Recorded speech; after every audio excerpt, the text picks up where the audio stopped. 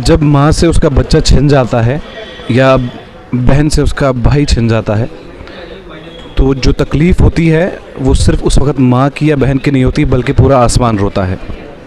डांगरी के जो 2023 डांगरी में जो सिलसिला शुरू हुआ था, जो आंसू वहाँ की माँओं ने और बहनों ने बहे हैं, सरकार की तरफ से उन आंसू की शायद कीमत ज़ीरो है।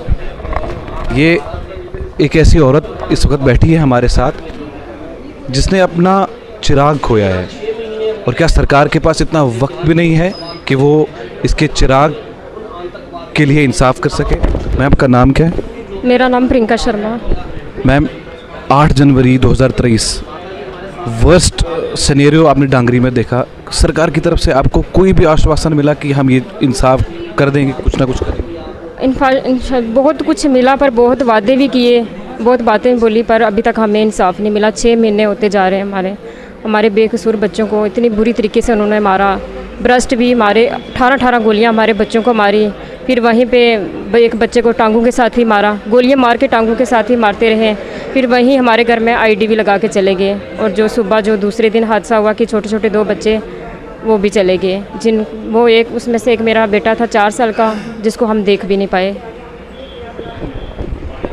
कितनी कायरता भरी है उन लोगों में जिन्होंने उस मासूम से 4 साल के बच्चे की ज़िंदगी को भी बख्शा नहीं। ये वो माँ है जिसके दिल और ज़ुबान से बद्दुआ की गुहार निकलनी चाहिए, लेकिन अभी सरकार से इंसाफ की गुहार लगा रही है। मैम, आपको लगता है कि 6 महीने का वक्फा बहुत ज़्यादा लंबा है इंसाफ करने? हाँ, बहुत लंबा है, हमारे लिए तो बहुत लंबा है, क्योंकि हम एक मिनट सेकंड जो है बहुत मुश्किल से निकाल रहे हैं। कम से कम चलो हमारे दिल में यही है कि हमारे बच्चे तो वापस नहीं आ सकते, कम से कम उनके जो कातिल हैं वो तो पकड़े जाएं। कम से कम उनके साथ भी तो ऐसा होना चाहिए ना। पुलिस की तरफ से आपको आपके एरिया में पुलिस की तरफ से कोई सिक्योरिटी प्रोवाइड हुई वहाँ पर कि आप? सिक्योरिटी तो है, CRP लगी हुई है, तो पर इंसाफ के लिए हमें जो है तो कुछ नहीं मिला अभी तक। 6 महीने हो रहे हैं।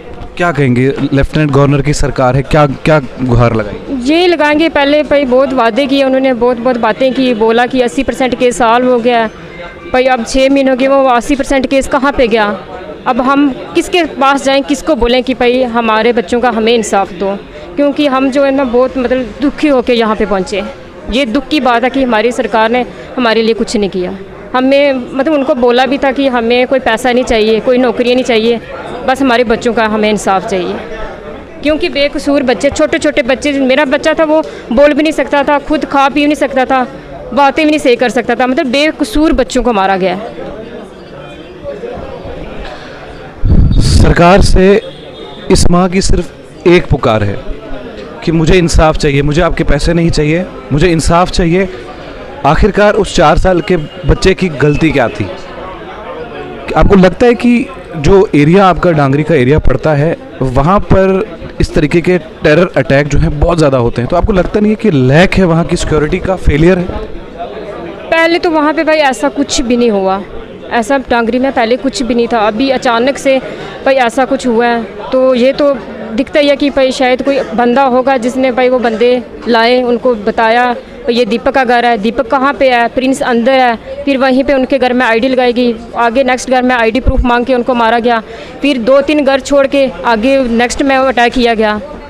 तो ये तो लोकल, तो हम यही चाहते हैं कि भाई मिलिटेंट जो है वो 6 महीने मारे जाएंगे, साल में मारे जाएंगे, अगर नेक्स्ट मारे जाएंगे वो तो मारे ही जाएंगे। कम से कम जिन्होंने उनको लाया, उनको हमारे बच्चों को दिखाया, घर दिखाए, कम से कम जिन्होंने शेल्टर दिया वो तो पकड़े ना, उनको पकड़ना ज़रूरी है। क्योंकि अभी भी हम खतरे में ही हैं। जब तक वो बंदे बाहर घूम रहे हैं ऐसे, जब तक वो पकड़े नहीं जाएंगे तो हम खतरे में ही हैं। हमारे अभी छोटे छोटे बच्चे स्कूलों में जाते हैं, हम भी जाते हैं, क्योंकि सिक्योरिटी जो हमारे घर में लगी हुई है, हमारे साथ तो कहीं जा नहीं रही, तो हमें आगे पीछे भी जाना पड़ता है। तो जब तक वो आदमी बाहर ऐसे हैं तो हमें डर ही है। और उसके बाद भी हमारे घर में जो है 3-4 बार किसी ने आपके गेट में टांगे भी मारी हैं, तो हमने सबको बोला भी है, पर उसका भी कुछ नहीं हुआ। बहुत बहुत शुक्रिया।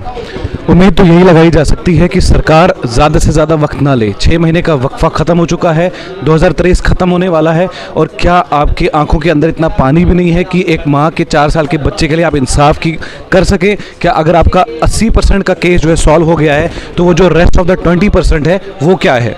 क्या आपको लगता नहीं है कि देश अंदर से खोखला हो रखा है? क्या आपको लगता नहीं है कि देश के उन गद्दारों को पकड़ना चाहिए जिन्होंने उनको पनाह दी, जिन्होंने उनको इनकी फैमिली का घर बताया?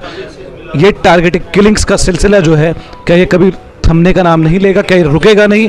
क्या आप नहीं चाहते हो कि प्रिंस की फैमिली को इंसाफ मिले, प्रिंस को इंसाफ मिले? तो उम्मीद यही है कि इनकी माँ के आंसू सूखने से पहले उस बच्चे को इंसाफ मिले।